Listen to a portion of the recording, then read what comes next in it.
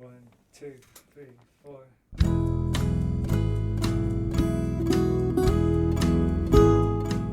Hello, you're listening to the SKYLIT Books podcast series.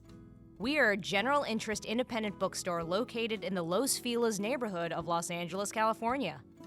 This year, because of the coronavirus pandemic, we've had to close our store and cancel in-person events. But SKYLIT is your neighborhood bookstore, and we are finding ways to create community even while we're far apart.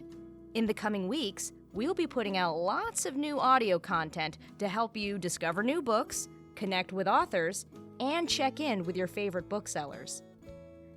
To learn more about how you can help keep SKYLIT alive, please visit our website at skylitbooks.com or check out our social media accounts on Twitter and Instagram. You can subscribe to the podcast on Podbean, iTunes, and Spotify. Thank you for listening and enjoy.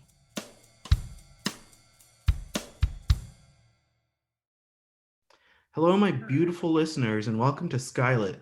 This is the SKYLIT Books podcast, and I'm your host, Lance Morgan. Today, we're welcoming Seamus McGraw to read from his new book, From a Taller Tower, The Rise of the American Mass Shooter.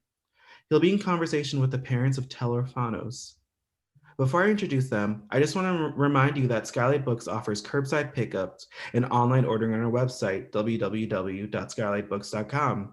We also have right now limited in-store browsing, so make sure you bring your masks and social distance, but come on by. Love to have you. Seamus McGraw is a journalist and frequent contributor to the New York Times op-ed page, as well as the Huffington Post, Playboy, Popular Mechanics, and Fox Latino. He is the author of The End of Country, Dispatches from the Frack Zone, Betting the Farm on a Drought, Stories from the Front Lines of Climate Change, and A Thirsty Land, The Fight for Waters in Texas. Today, he'll be in conversation with Mark and Susan Orfanos. So welcome, Seamus, Mark, and Susan. I'm so excited to have you. This is going to be a great interview. Thank you for having us. Thank you very much. No problem. And Seamus, you have a reading for us today? Yeah, I am going to read a little bit too. Perfect. Well, take it away. This is from a chapter called The Fog of War and Peacetime. There's a wonderful phrase, the fog of war. What the fog of war means is war is so complex, it's beyond the ability of the human mind to comprehend all the variables. Our judgment, our understanding are not adequate. That was said by former U.S. Defense Secretary Robert McNamara. You'd think by now we'd have a word for it, a word to describe the way the horror, the trauma, the confusion, and the misconceptions spiderweb out of the scene of a mass public shooting in a digital instant, touching not just those who are at ground zero, but all of us, turning millions of us into survivors or witnesses to an atrocity in real time. Trauma is one word, yes. So is terror and chaos. In combat, they call it the fog of war, but we have no word for the fog of war in peacetime. You can see how profoundly the trauma of the fog of war in peacetime affects even those who are trained to face it. It's etched in the blank stare of the veteran police officer we met in chapter 3, who, faced with the brutal massacre of children in his hometown, simply erased the memory. I took the perimeter, he insisted. You can hear it in the creak of the stairs late at night as the first cop through the door at the massacre at West Nickel Mines pads to his sleeping daughter's bedroom. You can feel the awful weight of it in the voice of a young police officer summoned to Santa Fe High School near Galveston, Texas, in the moments after a shooting, ordered to hold the line, to be part of a force deployed in accordance with best police practices to stop the killing so that he and his comrades could stop the dying. All the while, his own mother, a substitute teacher at that school, lay dead or near dead inside. I'm supposed to protect and serve people, he later told his family attorney. I couldn't even protect my own mother. Indeed, in this fog of war and peacetime, we are demanding that our first responders, our police officers, our EMTs, our firefighters face horrors on their home turf as great as anything they would find on the bloodiest foreign battlefield. That's something we haven't asked American soldiers to do at least since the Civil War, and yet we demand that our first responders do it. We look away when they stumble out of the gun smoke and blood and double over, retching in the bushes, as police officers reportedly did when a combat veteran armed with a .45 caliber Glock 21, a cache of extended magazines he had smuggled across the state border from Nevada, and a knife killed 12 people before killing himself at the Borderline nightclub in Thousand Oaks, California on November 7th, 2018.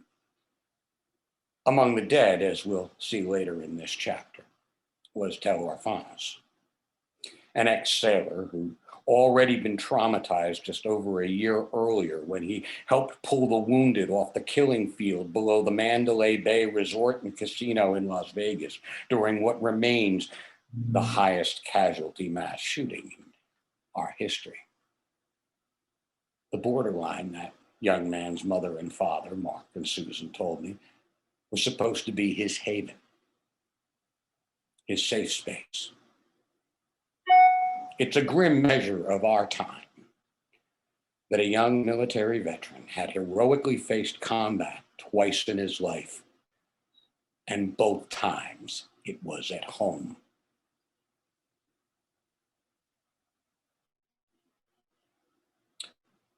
When responders found Orfanos' body, they discovered that not only had he been shot, he had also been stabbed once in the neck. An indication, the coroner told his grieving mother, that Tel had gone down fighting. It's deathly cold silence, but it gives his mother some shred of comfort to think that he didn't die afraid. I tell myself that Tel was so angry that this person was doing what he was doing that he just flew at him, Susan Orfanos tells me through her tears. Lapsing for just an instant into the present tense, a sign that the trauma is not, and perhaps never will be, in the past. I don't want my son to be afraid, she says, or to hurt. And I try to tell myself that Tel would have been so angry, he would have confronted that man and it would have been over in seconds.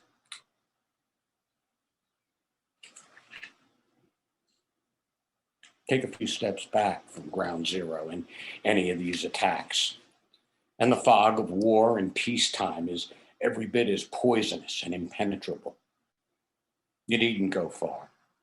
Just travel a few yards down the hallway from the classrooms at Sandy Hook, where children were murdered, to another classroom where frightened children huddled, fearing that they would be next. What can you say to a father whose 9-year-old son is tortured by nightmares, who's facing years, perhaps decades of therapy to come to grips with the traumatic memory of hearing gunshots and the awful silence between them? A child who was stalked in his sleep by the image of a man all dressed in black, his face obscured, pulling at his classroom door. You can tell him that it wasn't the murderer trying to get him, but rather a cop making sure that the door was locked, making sure that the child and his classmates were indeed safe before moving on to make sure other children were too. And that would be absolutely true. It was indeed a cop who was there only to protect him. But would that knowledge exercise the picture of a maniacal, faceless killer all dressed in black that possesses this child's dreams? When your nightmares are forged out of gunmetal, they don't bend easily to fit the facts. And the fog spreads. There aren't enough police barricades or enough rolls of bright yellow police tape in the world to confine it to the perimeter of a crime scene. Not in a world so deeply interconnected as ours.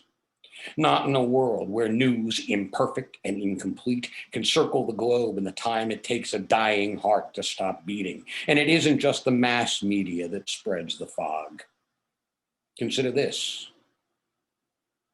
When the cops finally made it into the charnel house that had been the Pulse nightclub, it wasn't just the blood and the stench of murder that knocked them back on their heels. It was the surreal sound of so many cell phones left behind by those who had fled the massacre or still in the hands of pockets of those who couldn't, chirping, buzzing, ringing, playing a macabre merengue. And who was calling? Everyone they knew. When they found Tel Orfanos' body on the floor of the Borderline nightclub, he still had his phone. There were over 1,000 texts on it, his father tells me. There were a couple of hundred voicemails, people calling him from all over the country who knew him, asking him if he was okay. That's hundreds of people, perhaps more than 1,000 from every corner of the nation, touched in real time by the trauma of one death in one mass shooting. Multiply that by all the dead and all the wounded and all of those who've been spared in all the churches and nightclubs and synagogues and schools, all the malls and Walmarts and movie theaters. And you see how the trauma of these rare atrocities spreads like a virus across the globe. Indeed, the atrocity at the borderline, just down the road from the Orfanos home, had already touched people across the country before Mark and Susan Orfanos had even learned that it had happened. They'd sent their son their usual goodnight text and gone to bed, only to be awakened to their nightmare at 2 a.m. by a phone call from a close family friend on the other side of the country. Tells godmother, who had just learned of the massacre from news, they immediately flipped on the television and desperately called their son. His voicemail box was full, Susan tells me. In our hyper-connected digital world, linked by social media and the phones in our hands, the immediacy of the trauma is felt by thousands, tens of thousands, perhaps millions in an instant, even before the first breathless reporter arrives on the scene, even before the cops do sometimes. Twitter explodes, grainy cell phone videos punctuated by the sound of gunfire or of a terrified survivor weeping or screaming ricochet around the world. It's horror with a hashtag. There is no context, no big picture. You can never make sense of the senseless, and when you're running for your life, you don't even try. There are just jagged shards of terror. Indeed, as we saw at Christchurch and at Pulse, sometimes the killers even broadcast themselves on social media to amplify the horror and to bask in it, and the fog of war and peacetime and the trauma that lurks in the mist spreads. One does not have to be a combat soldier in war, visit a refugee camp in Syria or the Congo to experience trauma, psychiatrist and researcher Besser van der Kolk writes in the prologue to his landmark book, The Body Keeps the Score, Brain, Mind, and Body in the Healing of Trauma. He is writing specifically about those in the closest concentric rings to trauma survivors, their families, their friends, and their acquaintances, but he notes the effects radiate out from there, touching those who know them until at last it can affect our histories and our cultures. There is no place where this happens. This is not a crisis facing people in one place and only them. The heaviest burden is borne by people like Susan and Mark. But don't fool yourself. It touches all of us. All of us live in trauma. And all of us need to respond. I am honored and grateful that Susan and Mark Orfanos have agreed to join me here today. I have known few people in my life who approach these two people in terms of courage and conviction. Welcome, Mark and Susan. Welcome. That was hard to hear. It was hard to read, but somehow it was harder to hear.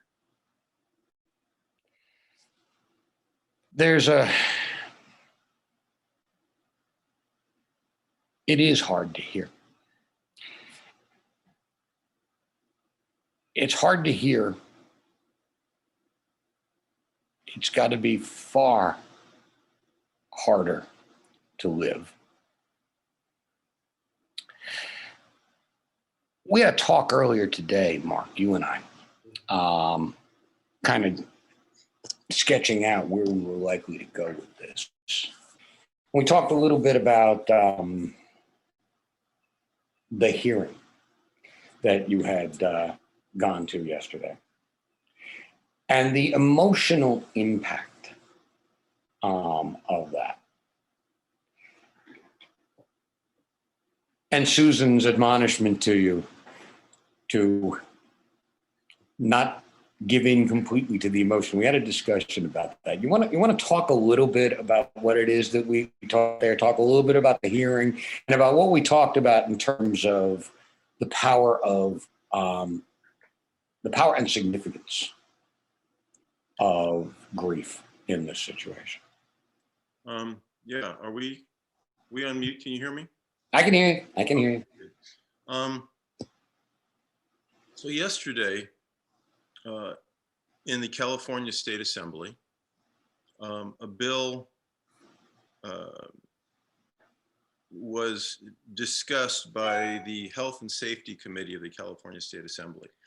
The bill was put forth by our State Assemblywoman, Jackie Irwin, the sole purpose of which was to protect autopsy records of people that have been killed by violent crimes. And I was asked to be one of two witnesses in favor of this. And the main reason I was there, quite frankly, was to try to put a human face on the impact that these crimes have. And it's very, very difficult to be able to talk about the gruesome murder of your son, at least it is for me, talk about the gruesome murder of your son in a sterile and academic sort of way. And unfortunately, it seems that often when we have these conversations, that's the nature of the conversation. It's the nature of the conversation to have an academic back and forth. There is an engagement of sophistry where people try to one-up each other with their points, forgetting that what we're dealing with are human beings. Not only the human beings like Susan and I who are left behind, but human beings that have been killed. They don't cease to be human beings. They don't cease to be persons. They don't cease to be individuals. They don't cease to be sons and daughters and family members because they are dead.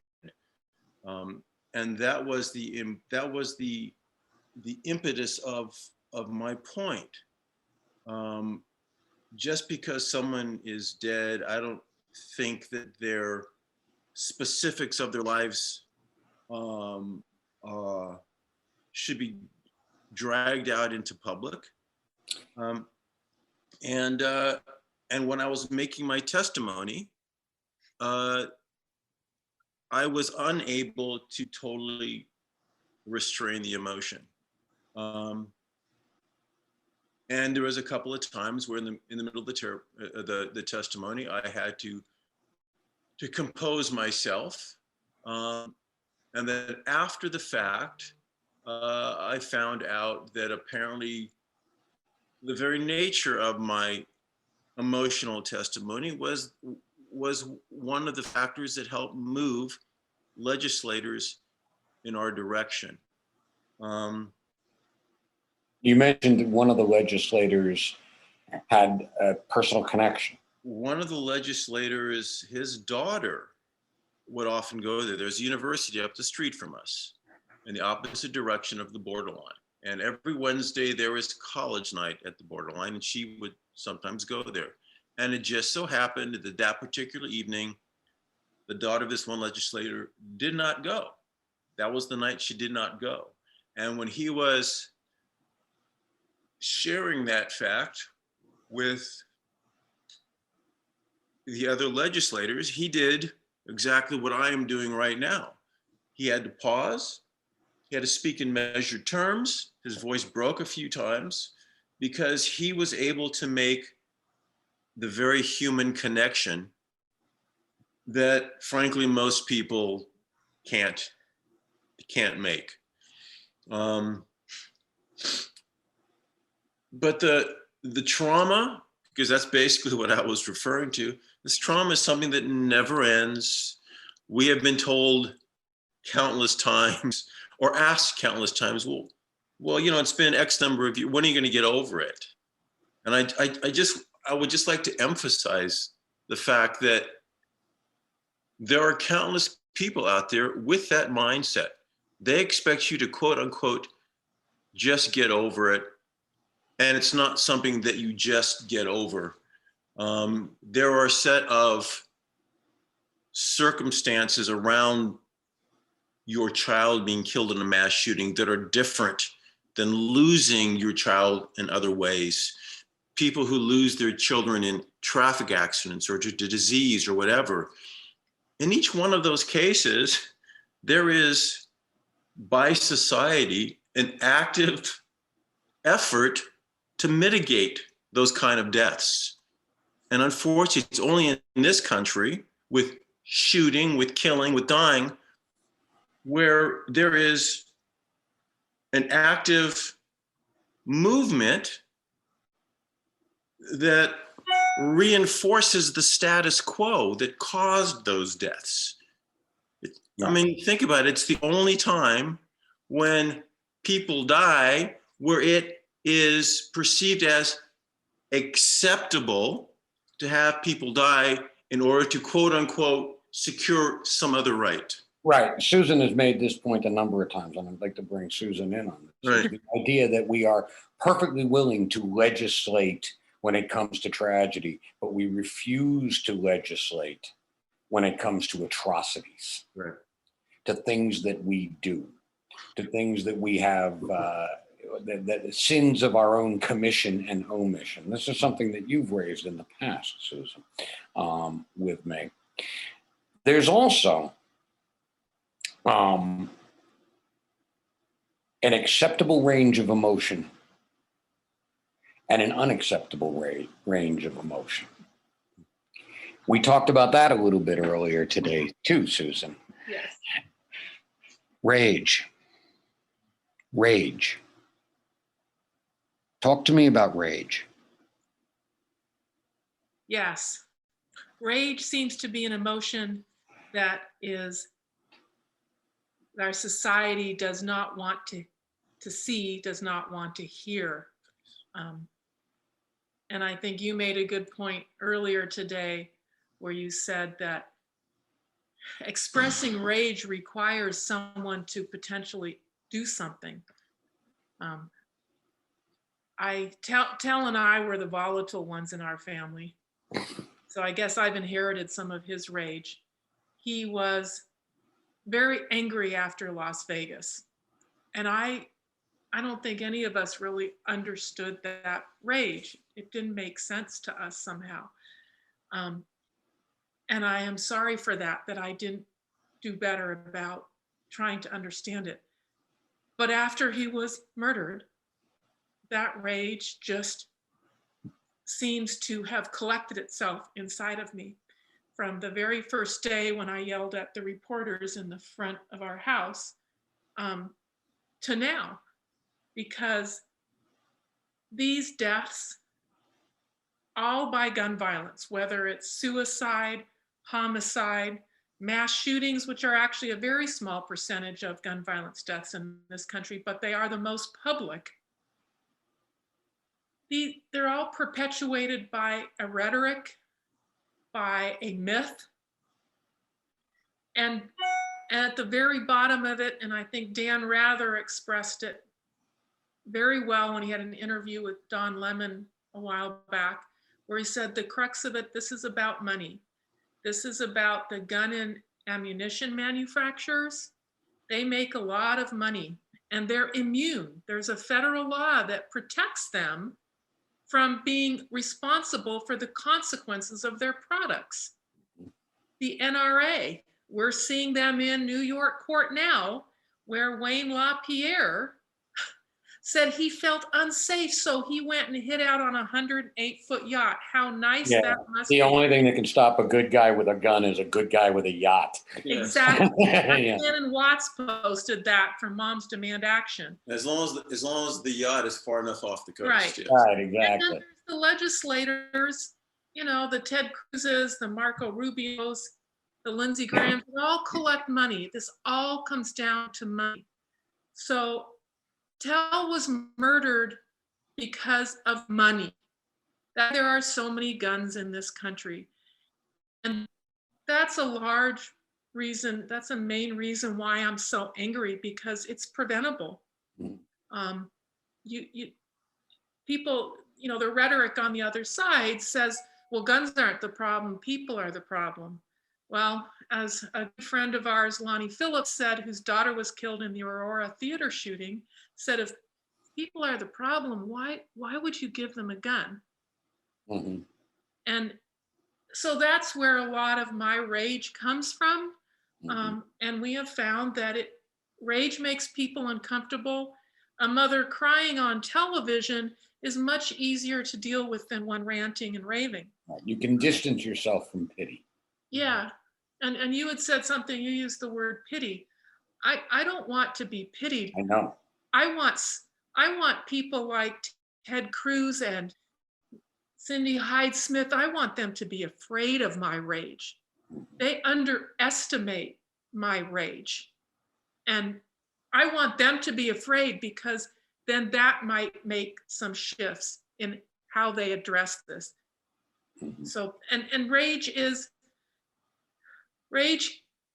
often gets me out of bed in the morning. Quite literally. And I'm glad it does. Yeah. Because this country, I think, needs people of your strength and your character to be as present as you are.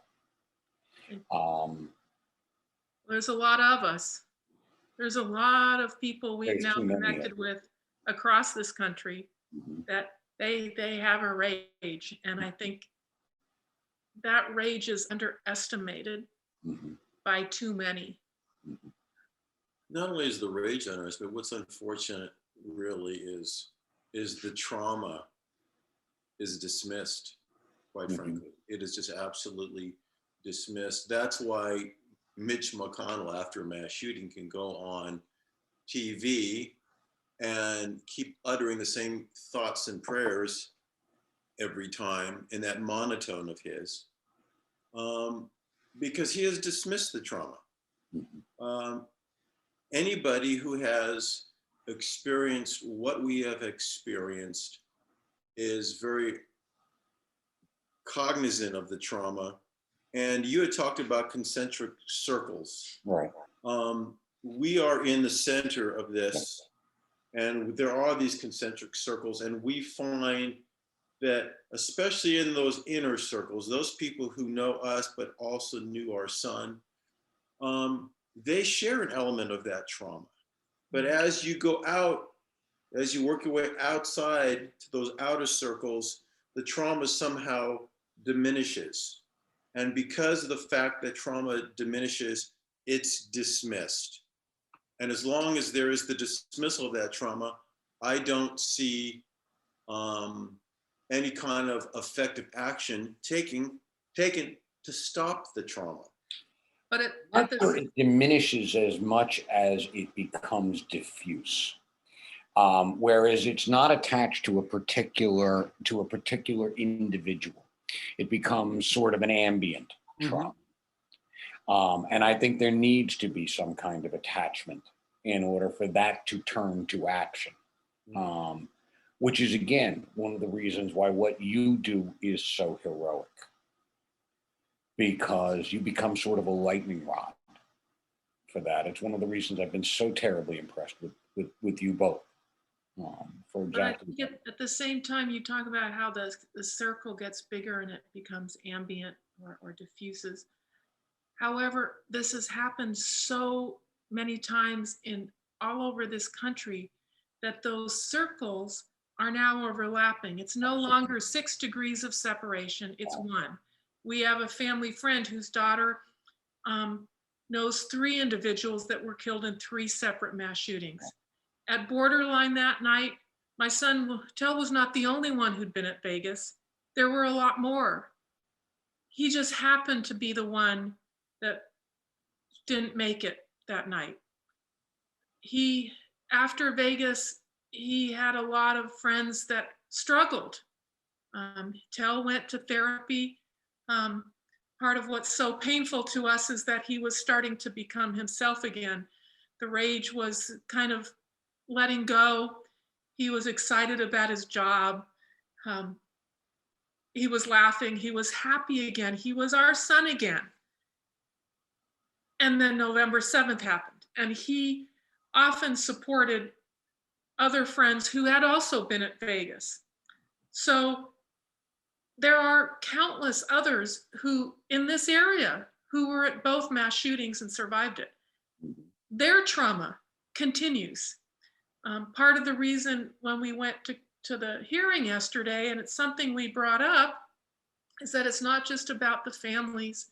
You release this information about how these individuals were killed, their multiple gunshots, what happens to their bodies. There was over 200 people there that night. There is a survivor's guilt on part of some of those people. Others that were at both mass shootings. You release that, and it's at our community at large. It's not just the survivors from that night, it's the community at large. The next day after the shooting, we went through massive wildfires here. This community is at risk, and that's part of what we had to express at the hearing yesterday is our community at large is at risk. We know what happened to those from Parkland, two individuals committed suicide after, the father from Sandy Hook. This trauma is perpetual. And it's Mark said it's being dismissed. They don't want to hear it. You might be surprised to find that a guy who's been a journalist for 4 decades would support the bill that you testified in favor of, Mark, but I do. And I do for a couple of reasons. One, because for legitimate purposes, there are means of obtaining those. The public release of them, in my mind, would, as you so aptly demonstrated, grievously re-traumatize people who have never recovered from the initial trauma. And in terms of a societal benefit, and this is going to, I think, Susan, maybe get you started a little. I don't see how it has any real advantage. If you were to turn around and release, for example, the autopsy photos of Sandy Hook, you are not going to convince a single follower of Alex Jones that those are real. So you've accomplished nothing. And I know that you have strong thoughts about Mr. Jones, Susan. We have strong thoughts about a number of individuals in this country. No, he's he's a criminal. What he's done Well, to those families. he's an opportunist is what he is, which is unfortunate. But I don't want to digress too much into some of these personalities because frankly, they're not worth wasting our time over, because as you alluded to, we're not going to convince any of those. Right. It's like some of these QAnon people, it doesn't matter what you tell them, you're not going to convince them. You can try to be as supportive as possible while some of them work their way through this. It's like any cult. I think that a lot of these followers of someone like Alex Jones, it's like a cult, and he is the cult figure. Mm-hmm. But again, let's not digress, too far into that. I want to go back to what you said, having been a journalist for all this time and supporting this legislation. Thank you. I appreciate that. But the fact is, this legislation was very, very narrow. Right. It was very specific for precisely the reasons that you had sort of alluded to. I understand, I appreciate not only the rights of the press, but the necessity of the press. Because let's face it, quite frankly, there are times when the government, be it local or federal or police officers or people in official positions, they do things that maybe they shouldn't do. And some of this would never be exposed if it wasn't for the fact that we indeed have the press. But with something so narrowly defined as this particular bill, it made it very, very difficult to hear some of the arguments from the other side, because their arguments are very generalized and they did not address the specificity of this bill. And part of what was difficult, as Mark said, to listen to the opposition yesterday, it's mostly public defenders and the media. So they were in opposition to this bill. Unfortunately, because our bill is so narrow, they brought up things which are absolutely valid, George Floyd and Breonna Taylor, but this bill would not impact that. As I understand the bill, there are still mechanisms by which you can obtain. The key was that if someone, as in our situation, the family still needs to apply to seal the records. Mm-hmm. So if family chooses, I know there are families that want the reports released because they hope it has some impact. Right. Some of us do not believe it would have any impact if, as you mentioned, the slaughter of children at Sandy Hook made no difference. Our 27-year-old son bleeding out on the floor of a bar is not going to make a difference to anyone. And why expose either him or our family, our younger son? And Mark's 92-year-old father, he doesn't need to read that. So we're doing it to protect our family and our friends and our community. There's no benefit. The newspapers they often try to speculate. And if there was any benefit that things would change, we would be the first one in line to release the information. Yeah, absolutely. I want to shift gears a little bit. Susan, you made a very compelling point earlier today that I'd like to revisit. You talked about the way we view those who have died, those who have been killed in these atrocities. You suggested that when a soldier falls in war, we have a tendency to automatically grant respect to a degree that we don't give to those whose lives have been taken in these atrocities. Can you talk to me a little bit about what you meant when you were suggesting that? What I meant by that was when a soldier falls in war, they are given the respect and honor that they are due. They made a sacrifice. And that's right. They should be respected and honored. Their families are respected and honored. You don't disseminate the details about their death, the details, their wounds. You don't do that to someone. But especially in a mass shooting, as we talked about, autopsy records, the newspapers want them. Conspiracy theorists it fuels their speculations. And the copycats. We know mass shooters do research on prior mass shootings.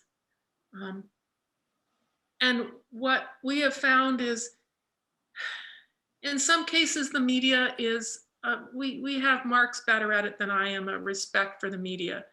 To be honest, in general, they have treated us with respect from the very first day, and we are grateful for that. That's not always the case. But there have been instances, for example, one of our larger newspapers in the area at one point had a listing of the 12 that were killed. And for tell, they put who had the misfortune to be at two mass shootings. I saw that when I was at work. I was, I'll say, out of my mind at that. You can imagine the language that flew out of my mouth. I got home and I called the editor of the newspaper, and I got his voicemail, and I said, all you had to do was say he was an Eagle Scout, former Navy sailor, and beloved by his family. That's all you had to put. But you had to put he had the misfortune to be at two mass shootings. Well, you know what? It wasn't him that was misfortune. The fact is that there was two men with weapons of war at two venues that wanted to kill people. That's the damn misfortune. But also part of the point that she was making is that sometimes we forget to humanize these victims. They're just numbers and their names. And one of the reasons she got so upset about this particular incident was because all the other 11 victims, they gave them a little bit of humanity. This person was going to school and doing this. And what really set her off is there was no reference to the person that Telemachus was. And that's really what set her off, because often we forget about the individual personalities, about the human beings. They're just a number, they're just a name on a page. Or they're just evidence. Right, or they're evidence in a criminal investigation. Yeah. Or exist only in relation to the particularly atrocious event. Yes. Yeah, it's and you know, Mark and I have had numerous conversations. There's all the as you referenced, the hashtag strong. We understand why they do it. The strange thing is Tell's initials are the same as our city. T.O. Thousand Oaks. Yeah. As is our younger son. And we have a hard time seeing that. And Tell was a strong man. He was a strong man. And that's what we want him to be remembered as, a good man, a strong man. His family loved him. He loved his family and his friends. But not that he had the misfortune to be at two mass shootings and didn't survive the second. And so, as Mark said, they dehumanize them. They put the statistics out, and all we can remember is his face and his smile and his laugh. And those people that love him, that's what they remember too. I'm sorry, but he had a very goofy laugh. That's why I was smiling. Yeah. You know, he was a fairly large. He was about 6'2", but he had this very high pitched laugh when he would laugh, and it was just goofy. And that's one of the reasons when she talked about remembering his laugh, I had to smile. You know, and that, quite frankly, is one of the few things that kind of gets us through the day. because as you'd allude to, we don't want him constantly to be referred to as the person that was killed here. We don't want him defined by his death, you know? And unfortunately, in these instances, that's what happens. People are defined by their death. This person killed there, this person killed there. No, my son is a person who was, you know, a Navy veteran. My son was a person who was an Eagle Scout. My son was a person who coached young kids in track. My son was a person who helped disabled kids. You know, that was my son. That was my son. So, you know, our plea is remember the human being, remember the person, remember the individual. Don't define him by his death. And Please don't do that. We've met so many people. Some of them I've never actually physically met.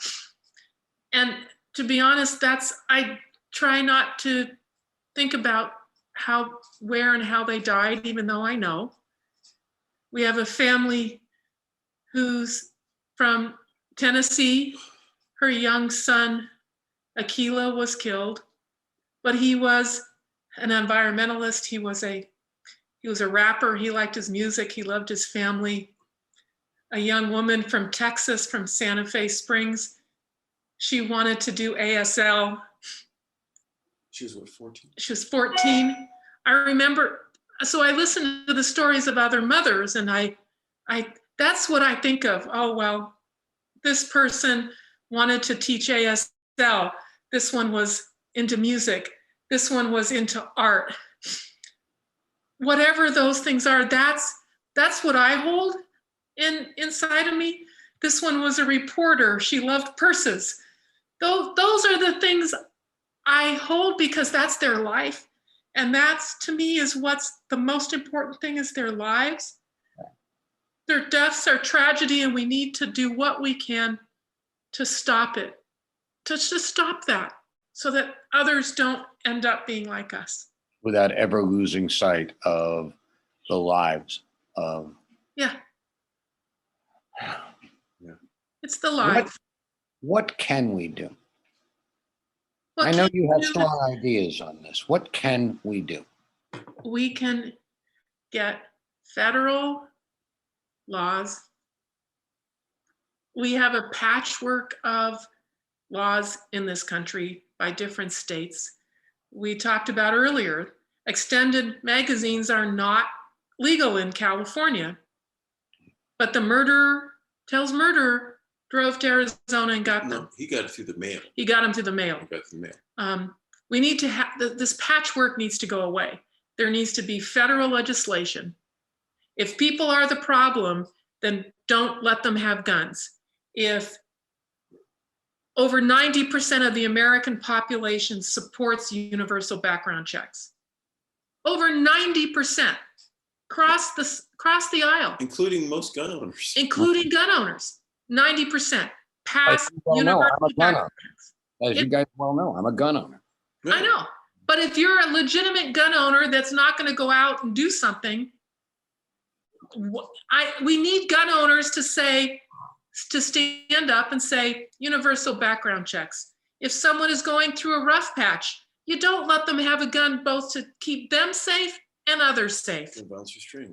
You don't need weapons of mass destruction. When we met with the FBI after Borderline, the shirts that the FBI is wearing, the insignia is the WMD team, the weapons of mass destruction team.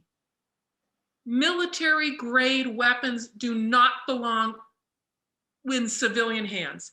They are only existing to kill as many people as quickly as possible. So there are very specific things. It doesn't take a genius. Gun owners that are legitimate, like you, that go and do hunting, whatever you do, you lock the safe storage, for God's sake, safe storage. How is that controversial? How many children with the surge in gun sales since last year, and yes, last month was even bigger. First time gun owners, every day, children die because they get access to a loaded weapon in their home. How stupid is that? There's this moment in time where I know thousands and thousands of families go, well, if I would have just taken the bullets out, if I would have just put it in a gun safe. But that moment is gone forever for those families. There's that alternate universe that they can never move back into where their child is alive. That makes no sense to me. And yet the rhetoric from too many people is that will infringe on my rights. Well, what about our son's right to life? That came first. And our right for the pursuit of happiness as a family of four, that came before the Second Amendment. And also the whole argument about infringement of Second Amendment, that is such a red herring. That is so bogus, because that's always the fallback position. When you say to someone, do you really need a Thompson submachine gun? They say, well, if I can't have a machine gun, it's infringement on my rights. But of course, in 1934, as you probably know, those were outlawed, okay? And the NRA was one of the supporters of outlawing that. And, you know, when someone says, I really need to have a semi-automatic assault rifle with magazines that can hold 30 bullets, there is no rational reason for that. And their fallback position is always, well, it's my right. You know what we're asking for? We're just asking, first of all, a little bit of humanity. Let's start from that position. A little bit of humanity and a little rational thought, all right? And let's stop with the fear mongering. How often do you hear, whenever there's gun legislation, it's a gun grab? How often do you hear that term? Okay, over and over and over again. When you want someone to say, you know, let's not allow silencers, okay? How do you justify having silencers, which the NRA has done? How do you do that? You know, and well, you're infringing on my rights. I think what we have to do is we have to admit that there is an entire segment of society, and frankly, it's a rather small, but it's a very vocal one, that will not give an inch.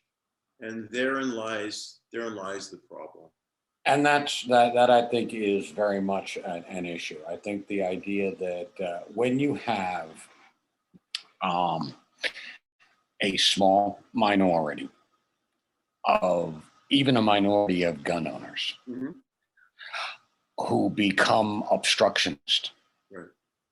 who to any common sense recommendation reply, well, I'll give up my gun when you pry my cold, dead fingers around it. Mm-hmm. After a while, a lot of the American people get pretty close to ready to say, okay, have it your way. Well, unfortunately, but Seamus, the problem is they have their guns over our son's dead body. Right. That's true. That's true. So it's not them. They think they're immune. It's over too many dead bodies of our children. That's how they hold their guns. And that's where my rage comes. Okay, Mark and Susan, I think we've reached the end of the time we've got. I am, once again, I am amazed by you two. Thank you so much for agreeing to sit down with me today. Thank you. Thank you. Safe. Thank you, Seamus, and thank you for trying to shed a little light on this this epidemic, this tragic epidemic this country's going through. Thank you for shedding light on that. Appreciate it. Thank you guys for being on this. This has been such a powerful, and I think I would say one of the most powerful episodes we've had on this podcast. To Mark and Susan, everything you said just resonated. Almost 10 years ago, actually, my cousin who I grew up with we grew up down the street. Like, her parents are my godparents, like best friends, died because of a gun in the wrong hands. And it's something that like, even if it's not the same, but like, even if I feel a fraction of what you guys feel, I'm just so sorry. I'm so sorry. And yeah, it's an epidemic. It's an epidemic that it's touching too many lives. And the way you even said that there's it's 1 degree away from everyone in this country. And that's a problem. That's a problem. That is such a problem. Well, Lance, I'm sorry that you can relate to us in that regard, because that means you suffered a loss. You know what it feels like. And I'm sorry for you. Thank you. Me too. Thank you. And just thank you for being on this. This has been so, I mean, just hearing you guys talk is just, I hope everyone who listens to this really just like sits with this as a country too. We need to do better as a country. I mean, and not individuals, just together. We need to do what we can. Both, Lance. We need to do better as a country. We need to do better as individuals. Yeah. Yes, the two are definitely intertwined. Yeah. Very true. Lance, can I put a good word in for independent bookstores? Yes, please. What if you guys have anything to say about independent bookstores? Please go ahead. Yes. Sorry, Seamus, I'm digressing here. But Susan and I are voracious readers. We read because we love it as entertainment. We read because we love it for the information that we glean. Our son, as I think we alluded to before, was a voracious reader. I just want to share something with you. When he was about 8, he got the Harry Potter book that was released that particular year. Yeah, it was the 4th one. It was like 500 or 600 pages. He got it. He came home. He read it in one day, in one sitting. He read that book. That's the kind of reader he was. I remember sometimes when he was a teenager, he would go into the bathroom and he'd be taking a shower. I'd knock on the door because the water had been running for 30 minutes, whatever. I opened the door and all I could see is his silhouette through the shower curtain. He's sitting with a book, reading in the shower. You could see, that's what kind of voracious reader he was.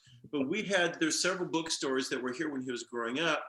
And we used to go to these independent bookstores for a couple of reasons. First of all, because we just really liked the atmosphere. It was always very low key. There was always chairs, usually secondhand chairs you could sit down in and you could read in.